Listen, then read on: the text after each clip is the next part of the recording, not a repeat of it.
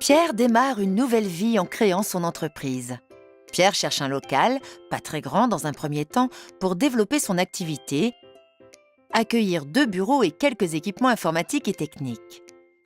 Il doit penser à tous les postes de dépenses, le loyer, les taxes, l'eau, mais aussi le gaz naturel et l'électricité, afin de les intégrer à son business plan. Pierre est un homme pragmatique. Il sait qu'il trouvera sûrement sur Internet une foule d'informations, et Pierre a raison. Dans un premier temps, l'essentiel pour Pierre est d'obtenir une estimation de sa facture énergétique annuelle pour compléter son business plan.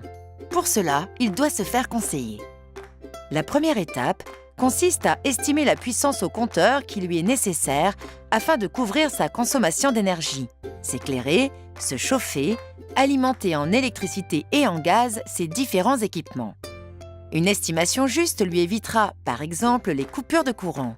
De plus, en optimisant sa puissance au compteur, il optimisera également sa facture.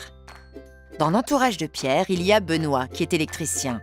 Pierre pense qu'il pourrait sûrement lui donner quelques conseils par rapport à sa future activité et son installation électrique. Mais voilà, Benoît est absent pendant encore une semaine et Pierre n'a pas le temps d'attendre son retour. En outre, il ne peut pas conseiller Pierre sur sa future installation de gaz. Alors, Pierre décide de s'adresser à un fournisseur d'énergie pour être conseillé sur la puissance à choisir pour son compteur et avoir une estimation de sa consommation ainsi que du montant de sa facture. Il choisit EDF pour bénéficier aussi d'une estimation de sa consommation pour son contrat de gaz naturel. Dans tous les cas, pas question de surdimensionnement, mais pas question de sous-dimensionnement non plus.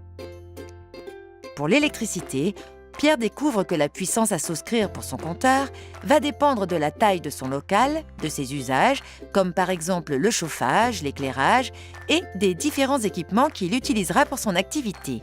Ces critères permettent aussi d'estimer sa future consommation de gaz.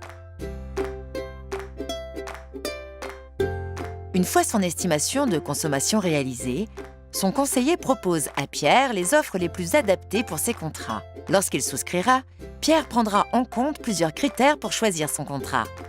La stabilité du prix de l'énergie dans le temps, ce qui est inclus ou pas dans le prix de l'énergie, notamment les taxes et les coûts d'acheminement, la durée du contrat et de l'engagement, les services proposés et bien entendu, la qualité du service client.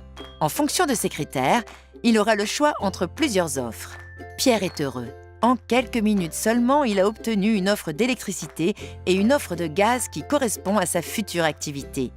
Le conseiller lui a également fourni une estimation du montant de sa facture à intégrer dans son business plan.